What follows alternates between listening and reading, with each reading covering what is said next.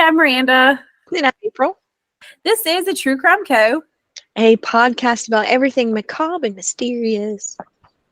Today we're going to be talking about a lesser-known serial killer named Israel Keyes. Doo-doo.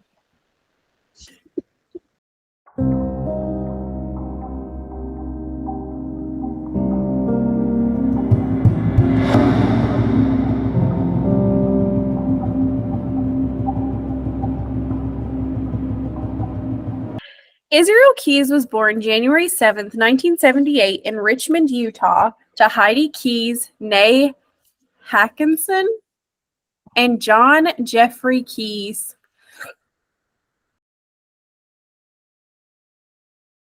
Moving forward, if I mess up a name, my apologies. So anyways, Heidi and John were members of the Fundamentalist Church of Jesus Christ and the Latter-day Saints in Torrance, California. Wait, is that Mormon? I think so. I don't know. Wild. They're real strict, whatever they are. I'm pretty sure they're Mormons, though. No offense to Mormons. Mm-mm. Oh, yeah. He was the second of 10 children. They're definitely Mormons. Nice. Okay. All right. So, I'm not really sure because it says he was born in Utah, but then I have that while he was living in California. So, I don't know. Well, he can be born in Utah and they can move to California. I missed something important, I feel like, but it's fine. So when he was living in California as a child, he was homeschooled until 1983. And in 1983, the family left the church and moved to a remote lot of land in Colleyville, Washington, which is in Stevens County. Israel was 5 at the time, in case you didn't want to do the math. Thanks. Appreciate. So I'm not really sure how he was homeschooled because 5 is like kindergarten, but whatever. Early learning? Okay.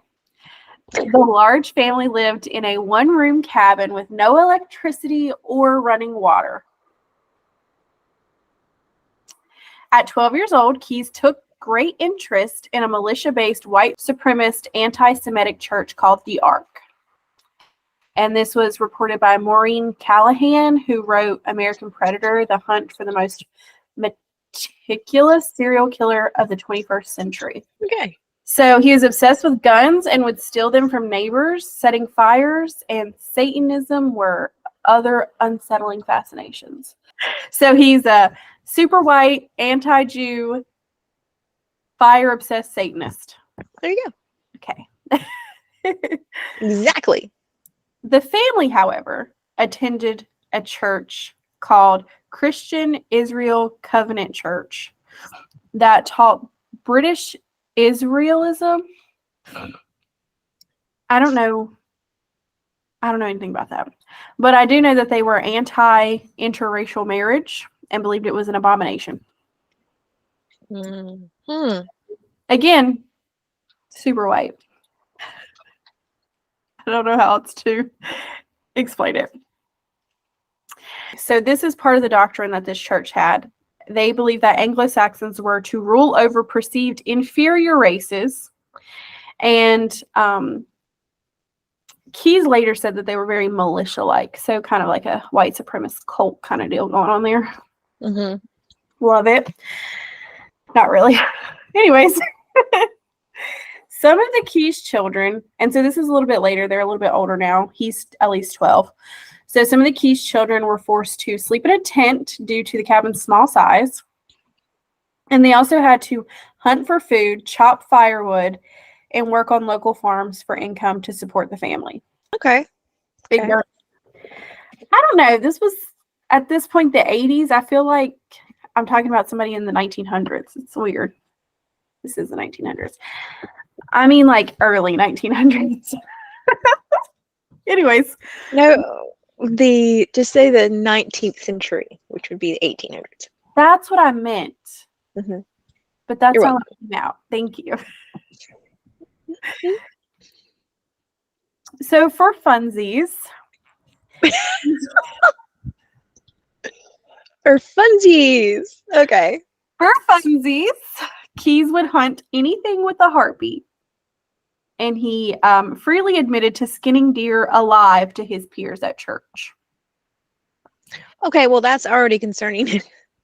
Well, the kids also felt that way because it was not a vibe and they did not want to hang with him. I don't know why. That sounds super great. It gets worse. How could it get worse? How could it not? He's a serial killer. Anyways. Sadistic, too. So, in his youth, Keyes admitted to shooting a neighbor's house with a BB gun, starting fires in the woods, and breaking into houses for fun. More funsies. Okay. On one occasion, Keyes stole several guns from a neighbor and was forced to apologize when his parents discovered the stash of weapons. But the rest of the family was not known for skinning deer alive. Not that was ever reported. I think they were just poor, faith-based family. I mean, hunting for deer would be a fine to feed people, but the whole skinning it alive just for funsies is a little disturbing. I was really stuck on, he's like, I'll hunt anything with a heartbeat. I don't know. Not really Foreshadowing. It's foreshadowed. Facts. So at the age of 14, Keyes was 6'2". So already he's probably like, even if he wasn't a sociopath, people probably already were like iffy about him because of his size. Mm-hmm. But at 14 seems kind of tall. Mm-hmm. I was short though, so what do I know? It seemed tall to me, but it could be normal. Mm-hmm. So on one occasion, also, I said that a lot, I apologize. Keyes, in the presence of a boy and girl who were the children of his parents' personal friend, saying personal friend felt a little weird, but that's what it was reported as, so we're going to stick with it. So these two kids plus his little sister, Keyes tied a cat to a tree with a parachute cord and gored it with a .22 revolver. The cat reportedly circled around the tree before crashing into it and vomiting. My God. Of course, the little boy told on Keyes because who wouldn't? But I don't know if you know what gourd is. So I'm assuming that he suspended it from the tree so that it was able to go around in a circle. Mm-hmm. And then gourd is just to pierce. I don't know if you already knew. I didn't. I had to look it up. I mean, I know you can get gored by like an antler, but I didn't know it was considered the same thing when you get shot with a .22, but whatever. During an interview with the FBI, Keyes stated, I've known since I was 14 that there were things that I thought were normal and okay that no one else seemed to think were normal and okay. So that's when I just started being a loner. People found out about some of the stuff I did, like my parents and parents of other kids who would hang out with me. They would find out about some of the stuff I did, and that's when I just started doing stuff by myself exclusively. So basically, he's like, I took some other kids with me to do some shady stuff, and those kids ratted on me. So just started doing the shady stuff alone. Can't trust nobody these days. So he kept his increasingly antisocial behavior to himself and became withdrawn socially, partly because he was ostracized by everyone he knew. By the age of 16, he had become skilled and proficient in carpentry and had actually built a wooden cabin for the family. That's pretty impressive. That's nice. Yeah. He also began working for a Colleyville contractor from 1995 to 1997. During this time, he kept a journal from early childhood littered with Bible scriptures documenting daily sins of which he felt such shame. Some of these sins include like lusting after his girlfriend. All right. So around this time, the family decided to relocate to Smyrna. I don't know. It's someplace in Maine.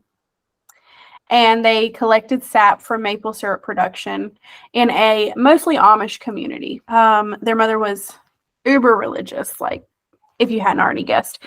And the Keyes children would have to secretly watch movies with friends. And they were also forbidden from learning musical instruments because it was against God. How? I don't know. I don't understand that part. We're not going to get into that, but I don't understand that.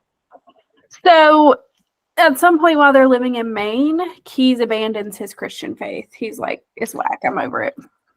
I don't know if that's what he said, but that's where we are. I don't think that the terminology "that's whack" was widely used at that juncture, but In the 90s, I feel like it was. maybe drugs are whack. My phone is going off. So Keyes declared himself an atheist to his parents, and his parents were like, "Oh, sorry, bud, you got to go."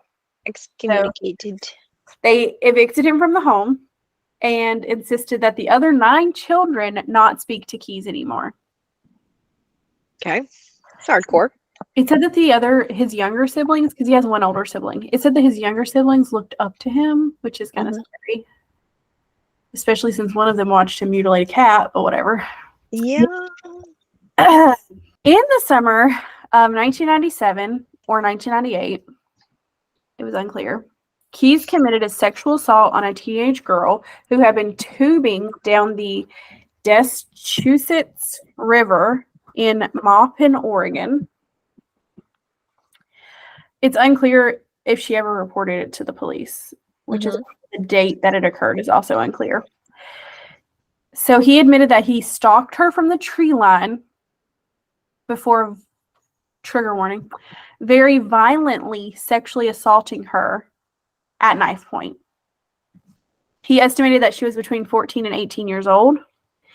And he had originally planned to kill her after he assaulted her, but ended up letting her go. He said that he was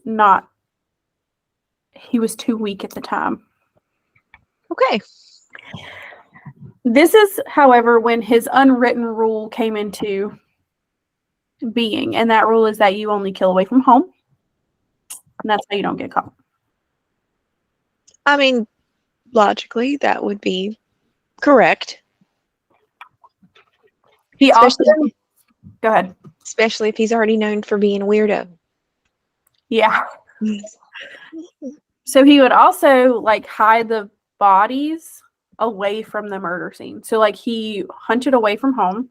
I don't like that I just used that, but he picked victims away from home and separated their bodies from the crime scene. So he was very careful. Didn't help him in the end. Anyways. On July 9th, 1998, Keyes relocated and enlisted into the United States Army. He relocated to New York and enlisted in the Army. He served as a specialist in Alpha Company 1st Battalion, 5th Infantry Regiment. So he was an infantryman in the Army. He also passed a rigorous month-long preliminary course to become a ranger. Pretty scary. Man, let's go to the Army and learn all kinds of skills. Well, he already knew a lot of the skills. That's true. It's true. But I think it's that skill level that helped him pass that training. Probably. You're right. You're right. He claims that he didn't commit any murders while in the Army. But there is also a possibility that he raped a woman in Egypt. So maybe he didn't murder anybody, but he definitely sexually assaulted people. Well, you gotta draw a line. Yeah. Obviously. Oh my God. Okay. So throughout his short stint in the military, he was stationed in Fort Lewis and Fort Hood, and he also spent time abroad in Egypt, as I mentioned. It said that he befriended a soldier in Egypt and then was like, "I'd like to kill you." So, let's be buddies. I'd love to kill you sometime. Can we put that in the book? Yeah, I don't know. He didn't kill him as far as what I know. That's just such a weird thing to say. Oh yeah, hey, let's be buddies. I plan to kill you at some point, but we're like besties. I'd really like to murder you. You're definitely murderable. Anyways. While in Fort Lewis, he served on a mortar team in the 1st Battalion, 5th Infantry, 25th Infantry Division. I don't know anything about the Army. I'm just butchering all this. So, former Army friends said that Keyes was quiet and had a habit of keeping to himself, but also he would heavily drink, like consuming entire bottles of wild turkey bourbon by himself. Wild turkey bourbon. Specifically, wild turkey. It says specifically consuming entire bottles of his favorite drink, wild turkey bourbon. All right. I don't know how you drink a whole bottle of bourbon. It's a little crisp. Well, obviously he just chugged it, man. It's a little spicy. Birds. Birds. My precious. Keyes was also a fan of the hip hop duo Insane Clown Posse. And The what? He was a fan of the Insane Clown Posse. Not sure to. I've had to have heard of them. Yeah, you had to. They were real big in the 90s. Your nephew listened to them at some point. Or maybe it was your niece, not me. The other one. One of them. Yeah, that was a clown. That was like off your list. Oh, yeah. Yeah. But I don't remember. Of course, I'm terrible with remembering bands and music and blah, blah, blah, blah. Songs. All of it. Terrible. Ask Mike. I can't. You can look them up later. Shall do. So he actually had a poster of the Insane Clown Posse displayed in his barracks. In February of 2001, Keyes was arrested for driving under the influence in Thurston County. I have no idea where that is. He took a plea agreement and was fined $350. At that point, he was awarded an Army Achievement Medal for his meritorious service as a gunner and assistant gunner from December of 1998 to July of 2001. And he was honorably discharged because he didn't kill anybody, remember? Yeah, got it. Well, anybody he wasn't supposed to. Well, I'm glad you pointed that out. Thank you. Because I think this was during Desert Storm. He was in the Army. Yeah, it was a weird time. Keyes was then honorably discharged and relocated to Nia Bay, Washington. I don't know anything about that. He lived on the Makaya Reservation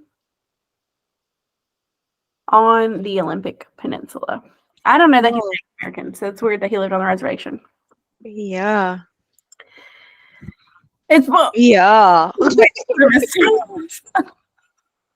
That's like the Olympic Peninsula is basically like the rainforest of America because it rains all the time. Well, that's where he lived for a time. I mean, I think a lot of crazy people have lived there. I'm not 100% sure, but the freaking Northwest of the United States. Help me out, dude. Help me out. But it's beautiful. It is absolutely beautiful. That's great. You'll rest in a beautiful place when you're murdered. Help me out. Well, you know, if I get murdered, I get murdered. That's just my lot in life. That's Can't not control my it. philosophy. I prefer to not get murdered. You're like, I'll pass on the murder. Yeah. Thanks for offering. And like, I spend my time avoiding murder at all costs. So you're threatened to be murdered all the time? It actually happens quite a bit for me. Well, they do say that at least, 7 times in your life you have passed a murderer? Yeah. Probably not now. It has to go down to 3 because people just aren't out like that anymore. Maybe talk to them on the Facebook or online or on games or something, maybe. Bring it back. So, at some point in his adult life, he gets a girlfriend and has a child. The timeline of that is never specified, so I'm going to enter it here because I don't know when it happens, but we're about to roll into a timeline. So, in 2007, Keyes started a construction business in Alaska. I don't know when he moved, but he started in Alaska. And it was called Keys Construction. Very original name. He worked as a handyman, a contractor, and a construction worker. Okay. I don't know why this is here, but when asked if his murder started after his discharge from the Army, Keys replied, yeah, Nia Bay's a boring town. So when the place in Washington that he moved to, he says boring. So that's when he started killing people. So he got bored and decided the best thing to do is to kill people as a hobby. I mean, he hunts anything with a heartbeat. This guy crazy. Yeah, actually. So Keys confessed to murdering 11 people across the United States between 2001 and 2012. Only 3 of his victims have been identified, but investigators do think that he lowballed that number. They think he's killed more than 11 people. Oh, which is weird because usually they take credit for crimes they didn't commit, but they think that he undershot. So, also, another thing that makes him super scary is that he didn't have victimology. He just chose people at random. Kind of like a opportunist. Yeah. So, yeah. After his arrest, Keys told investigators that during his trips, because he would travel for work, but also for murder. So during his I'm going on a business trip. I'm going to murder somebody along the way, though.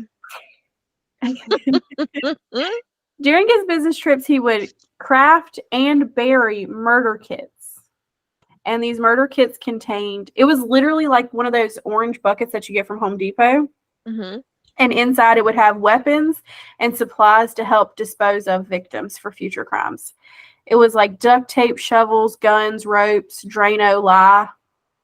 Like, the man was prepared. I get that. And hiding the kill kits, assembling and hiding the kill kits prior to murder allowed him to travel without suspicion, because you have to explain why you're traveling with lye. I don't think you can travel with lye. So he just planted caches of murder kits across the nation. Yes. When he was arrested, he said there was about 27 left.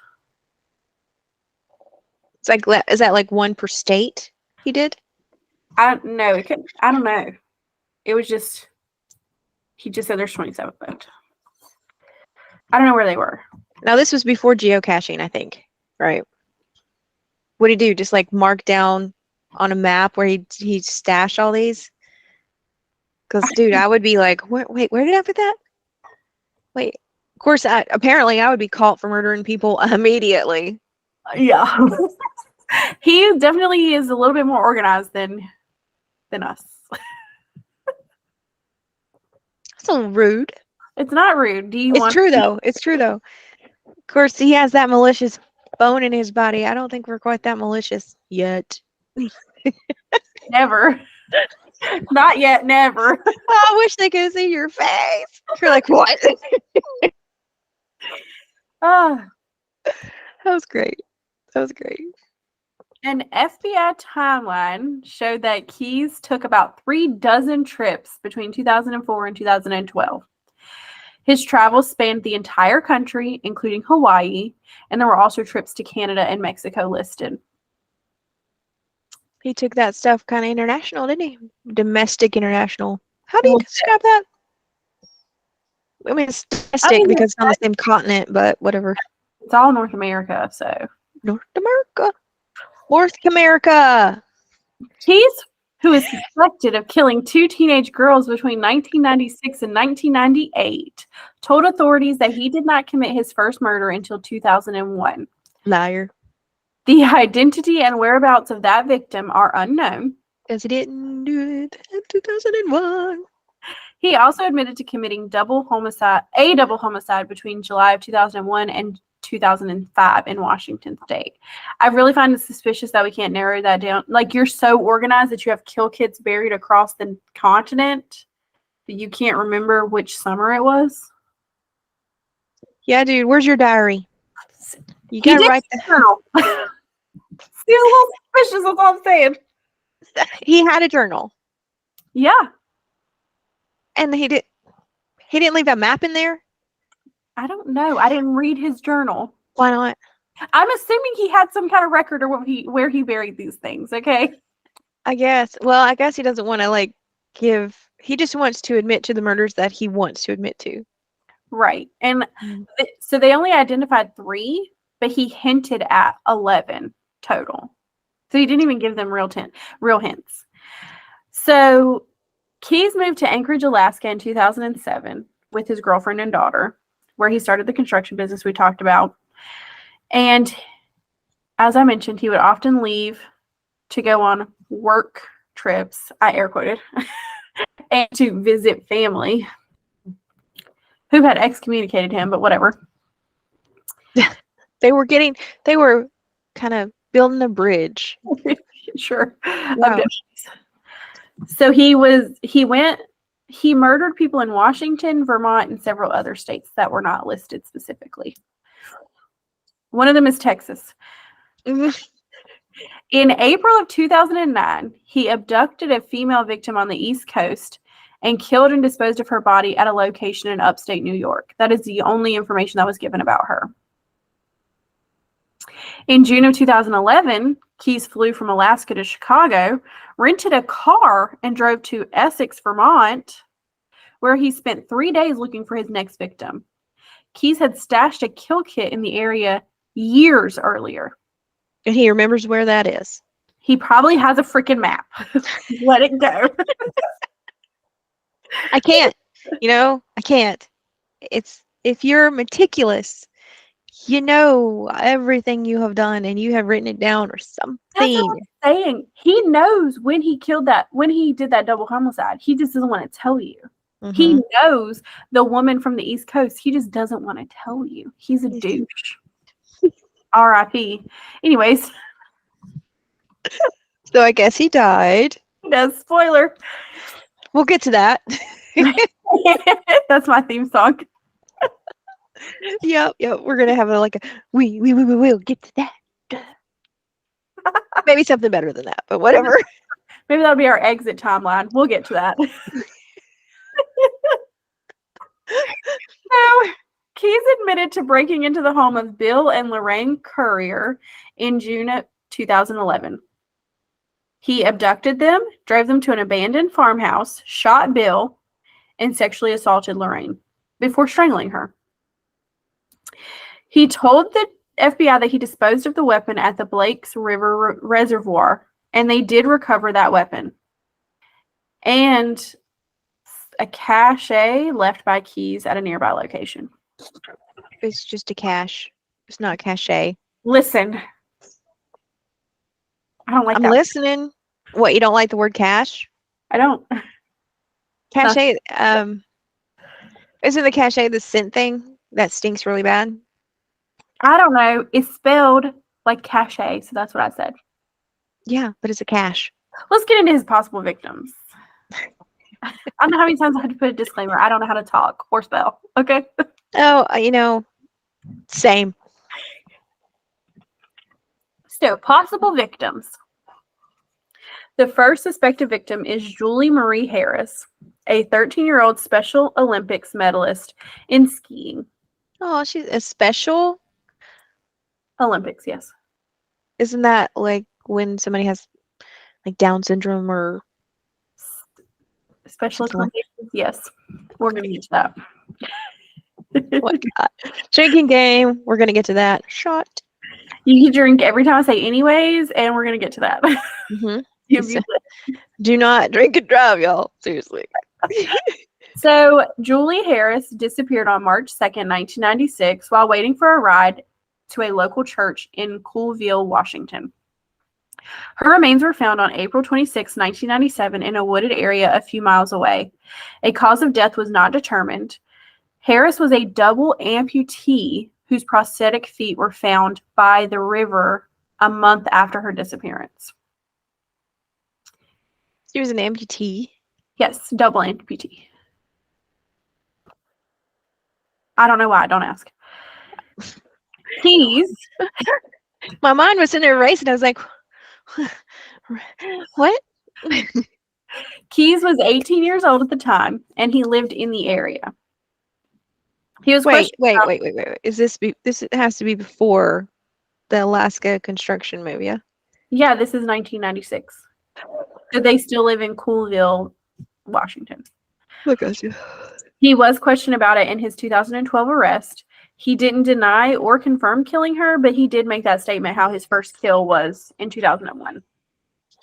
Well, Cassandra Cassie Emerson, 12, also from Coolville, Washington, was reported missing after the remains of her mother, Marlene K. Emerson, 29, were discovered in their burned out trailer home on June 27, 1997. Cassie's remains were found in 1998, 13 miles from her home. Now, the reason that they connected these two to Keyes is because he had admitted that his first act of arson was a trailer in Coolville. oh, It might be Colville. Because Coolville is Scooby-Doo.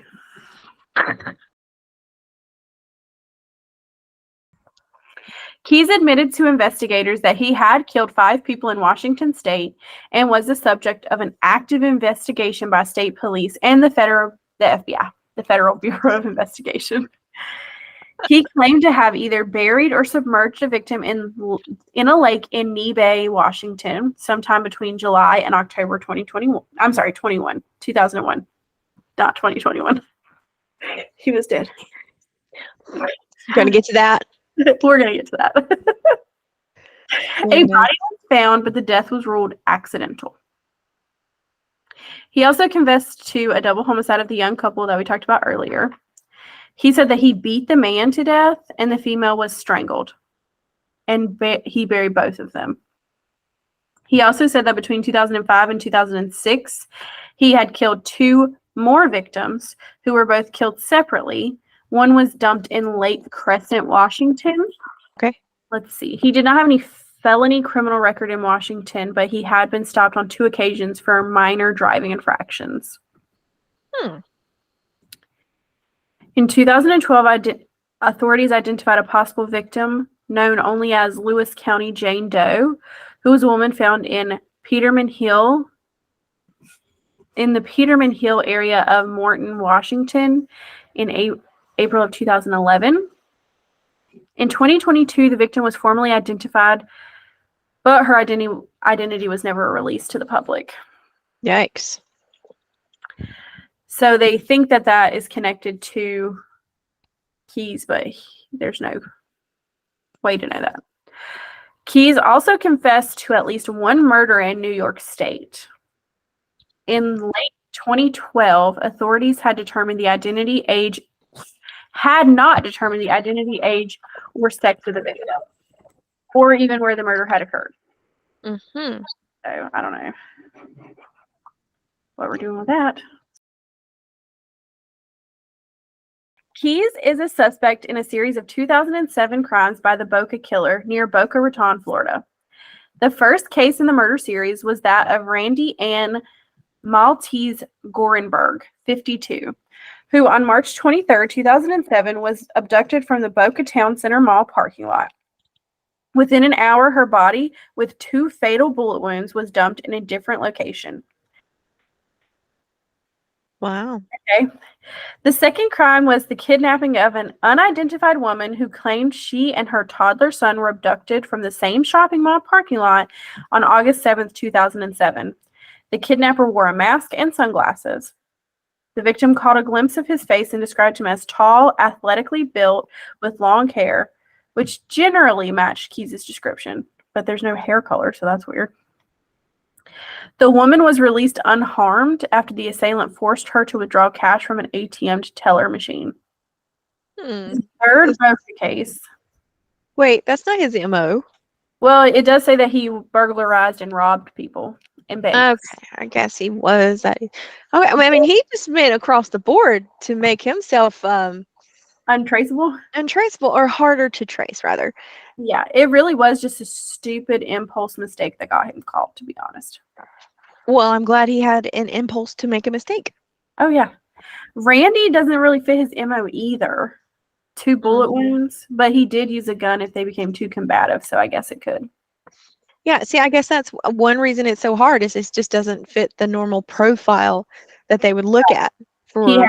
no MO, no victim profile, no geographical profile. He's tough to nail down for sure. For sure, for sure.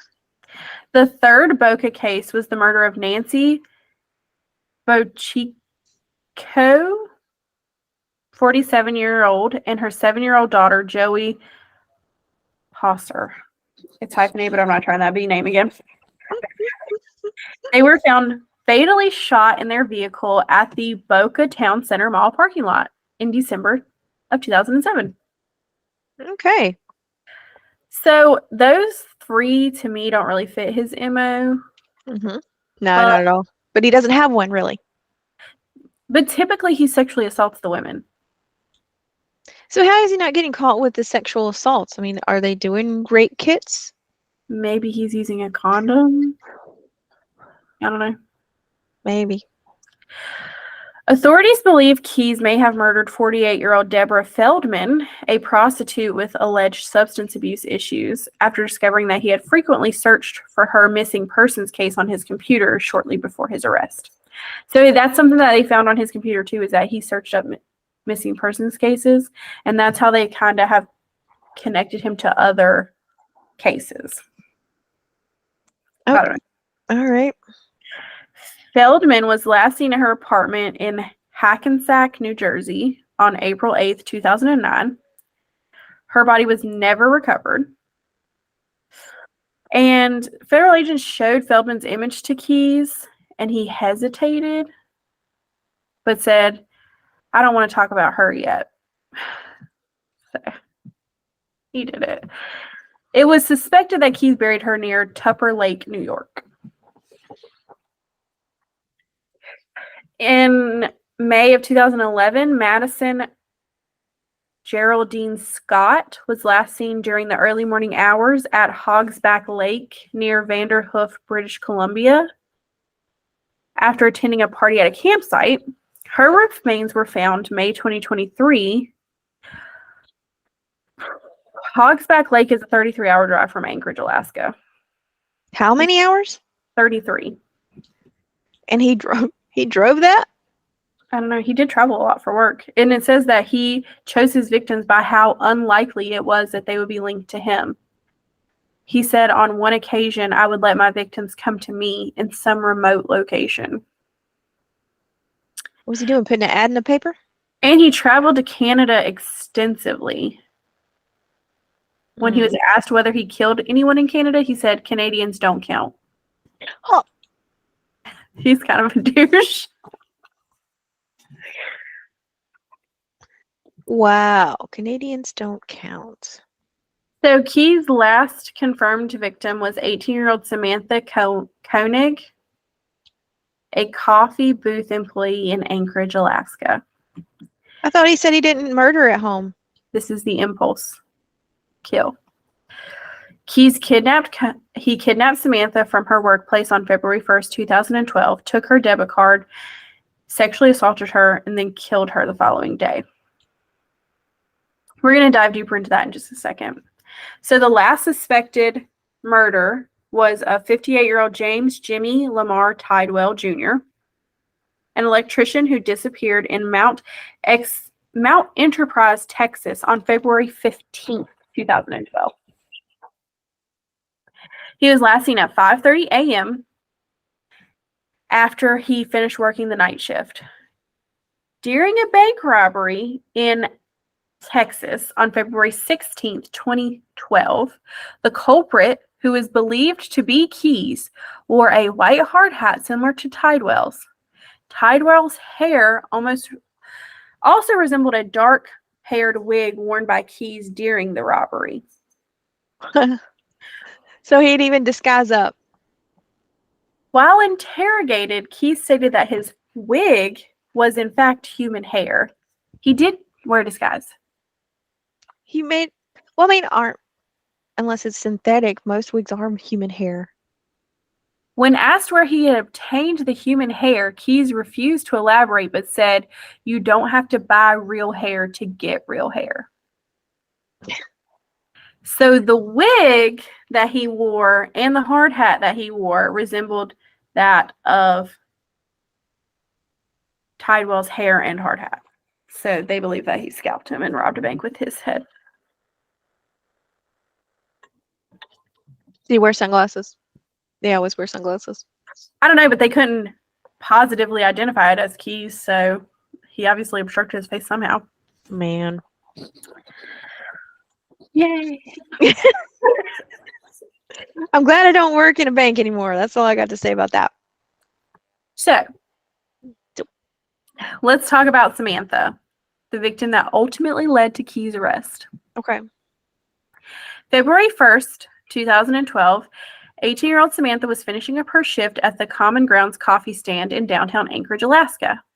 A man wearing a ski mask approached the stand and ordered coffee. It's really cold in Alaska, so I'm sure that the ski mask wasn't. Wait, what time of year was it? February. Oh, definitely cold. Yeah. So, this man was none other than Israel Keyes. Oh, what? After Samantha handed him his order, Keyes pulled the gun out and demanded her money. He forced himself inside the stand, tied her up, and then put her into his white Ford Focus. That's important too. While driving around, Wait, you don't really think of a Ford Focus as a murder wagon. Just I know, saying. right? Yeah. Especially if it's like an early version of Ford Focus. And it's like snowy Alaska. Yeah. So I would think the prime vehicle to kidnap somebody in February in Alaska would be A truck. a truck or Yeah. a four-wheel. Four-wheel, yeah, not a Ford Focus. Ford Focuses are tiny cars. Yeah, they are. Anyways, moving on. Let's get off that murder wagon. Just keep going. While driving around town, Keyes told Samantha that this was just an abduction for ransom. And they actually went back to the coffee shop to retrieve her cell phone. Well, that was awful nice of him. At this point, having the cell phone, he texted her boyfriend, who was supposed to pick her up from work, and said, "Hey, I'm staying with a friend. Can you let my dad know?" The boyfriend's like, "That's weird." So, I mean, I guess he was being a good boyfriend, just saying, okay, chill. Yeah. yeah. But So Keyes took Samantha back to his house, tied her up, the house where his daughter and girlfriend lived, by the way. He tied her up in the shed. basement? Okay, I was about to say, basement, shed, what place did he put her? And he turned the radio on to hide her sobs. He was just such a nice man. It's about to get so graphic, and I just want people to know that. Okay, trigger warning, trigger warning, Yeah, trigger warning. If you have little ones, turn it off and let's do it later. Shouldn't be listening to it right now, anyways. Do you really want to go there? My husband doesn't let me listen to murder podcasts with my kids anymore, so. Anymore. Anymore. Back to the story. So he left her in the shed briefly to go get her debit card, which was in her boyfriend's truck. I'm guessing she told him where to find the truck. The boyfriend actually caught him breaking into the truck, and he went into the house to get assistance. And while he was in the house, Keyes fled with the debit card. So that's really a missed opportunity. Especially since when he gets home to his house, Keyes raped Samantha and strangled her to death. Oh. Yeah. So she was Poor still. girl. After that, Keyes went inside, packed up, and took his family to a pre-planned vacation in Texas, leaving her deceased body to freeze in his shed. That's terrible. Told you it gets really bad. Oh my God. So they go south for a little vacay, a little family time. Don't make it sound so happy. I tried to lighten the mood. Little vacay. Little summer sun. They returned to Anchorage, Alaska, February 17th, 2012. Why would you return? Dude, you left a frozen dead body in your shed. Yeah, now he has to go home and do something about it. Oh my God. So the timeline here, I don't know if you're keeping track, but this lines up perfectly for him to have committed the bank robbery and kill that guy in Texas. I was not keeping track. Yeah. So So thank you for that. you're welcome. Mm-hmm. In order, okay, I skipped something so important. I just told you that that's when they think he killed Jimmy. So when they return to Anchorage, Alaska, he creates this plan where he's going to write a ransom note and get money, extort Samantha's family for money. Now, to convince her family that she is still alive, he sews her eyes open with fishing line and puts makeup on her face. He then stages her corpse with that day's paper and takes a picture so that she looks alive. You can find the picture online. Anybody who's curious. It's really sad. Keys then requests $30,000 from Samantha's family and says that they need to put it in her bank account because he has her debit card. Samantha's father gets the money from the community and pays the ransom, thinking he's going to get his daughter back. Mm-hmm. Oh. Keys takes Samantha's debit card, wears a disguise, and drives his white Ford Escape. Ford Focus. I remembered. To the ATM and withdraws the money from Samantha's bank account. Wow. Is that the impulsive stupidity? The impulsive stupidity was picking someone in Anchorage, Alaska. This is just Okay. idiocracy. This is just a compounding. You're just dumb at this point. Yeah. So, it is now a compound of stupidity. yes. He did wear a disguise at the ATM, but the authorities were able to get a description of the vehicle from where he went and got this money. Mm-hmm. And they start looking for people who drive the white Ford sedan. And they come to him.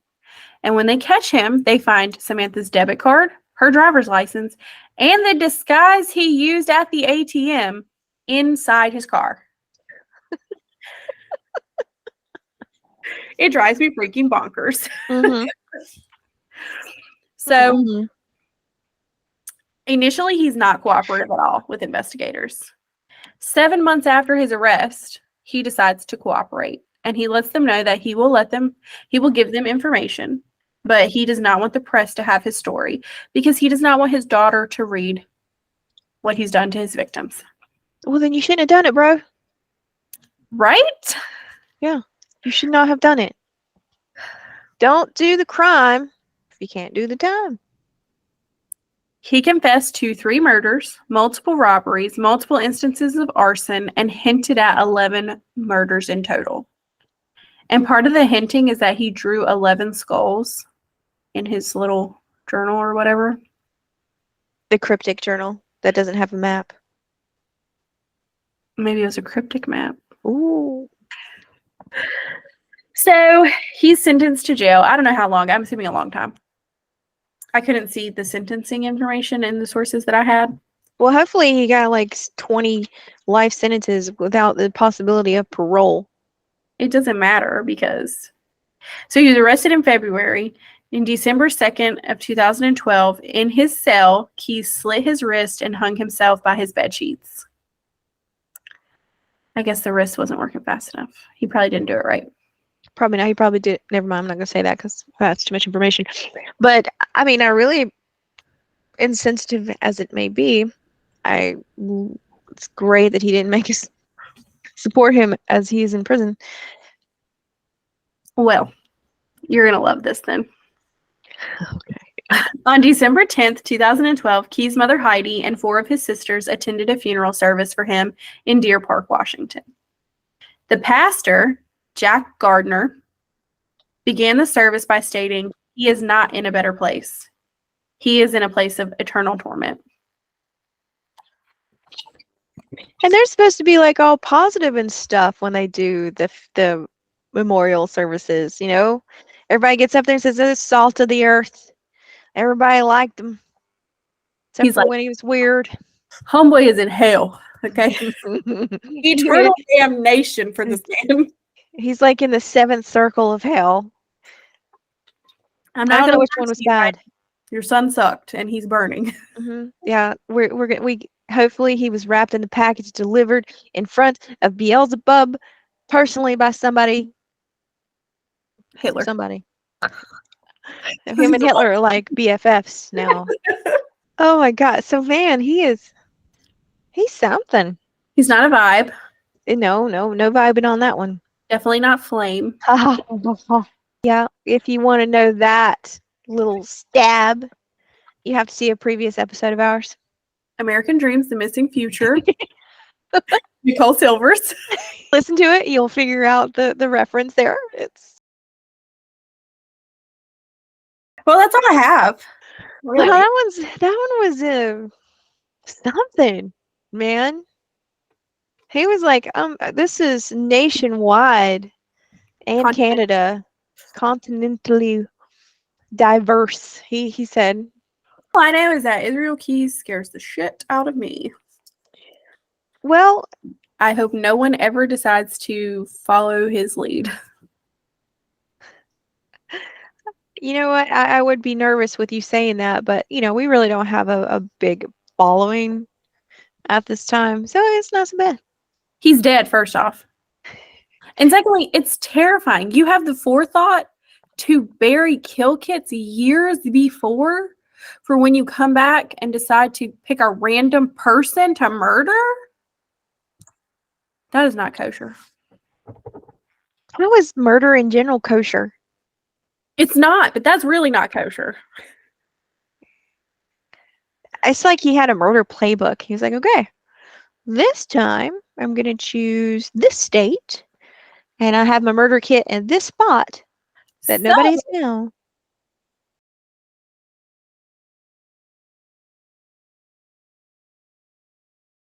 Anyways, that's all I have for today. If you have anything you'd like to add.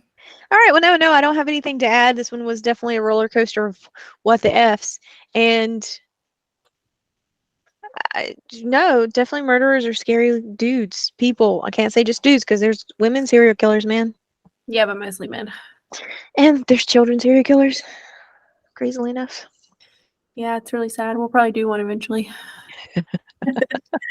Okay, fair enough. All right. Until next time. Bye. Bye.